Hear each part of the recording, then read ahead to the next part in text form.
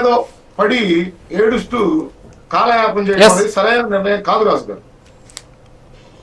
Yes, okay sir, వస్తాను, మళ్ళీ వస్తాం మీ దగ్గరికి. లక్ష్మీకాంత్ గారు good morning. Good morning. Overall గా చూస్తే మరి ఎన్నికలకు సంబంధించినటువంటి అంశాలు మనం మాట్లాడుతున్నాం. మరి మీరే చెప్పాలి ఆన్సర్స్. ఒకసారి ఇంకో పేపర్ చూద్దాం. ఒకసారి సాక్షి పేపర్లో వచ్చింది సార్, ఇది ఎన్నికల ఓటింగ్ మరుసటి రోజు వచ్చింది.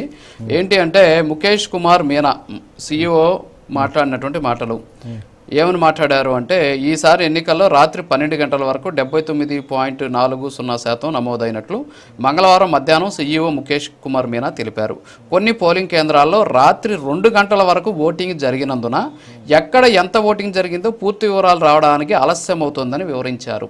ఇప్పుడు వైఎస్ఆర్ కాంగ్రెస్ పార్టీ అడుగుతున్న ప్రశ్న ఏంటంటే, 2 గంటల వరకు ఇన్ని లక్షల మంది వేల మంది క్యూలో ఉండి ఓట్లేసారా అనేది వారి ప్రశ్న. మరి ఎన్నికల మరుసటి రోజే సాక్షి పేపర్లోనే రాశారు 2 గంటల వరకు ఓటింగ్ జరిగింది అనేటటువంటి అంశాన్ని ఆయన చెప్పారని వీళ్ళే రాశారు.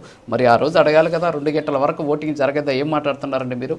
అసలు 2 గంటల వరకు క్యూ లైన్లో ఉండేది ఏంటి? అసలు మా దగ్గర మా వాళ్ళు ఎవరు కూడా సంతకాలు పెట్టలేదు, మా వాళ్ళు 10 గంటలకే వచ్చేసారు, అక్కడ ఉన్నటువంటి ఏజెంట్లంతా మీరు 2 గంటల వరకు ఓటింగ్ నిర్వహించారు అని చెప్పేసి ఆ రోజు అడగలేదు. మరి ఈరోజు ఈ అంశాన్ని ఎందుకు ఇంత ప్రముఖంగా చూపిస్తున్నారు సార్?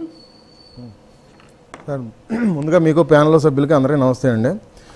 వైఎస్ఆర్సీపీ నాయకులకి ఎప్పుడు చూసినా కానీ సానుభూతి రాజకీయాలు చేద్దామనే ప్రయత్నం ఎప్పుడు విఫలమవుతున్నాయి సార్. ఎందుకంటే తండ్రి శవం పెట్టుకొని పక్కన సంతకాలు సేకరణ చేసినా కానీ, ఇటు పక్కన కోడికత్తి డ్రామాలు ఆడినా కానీ, లేదంటే పాదయాత్రలో ముద్దులు పెట్టి తర్వాత గుద్దులు కుద్దడం అయినా కానీ, తర్వాత బాబాయిని అధికారం వచ్చే ముందు నారాసుర రక్త చరిత్ర అని చెప్పేసి బాబాయ్ గుండెపోటుని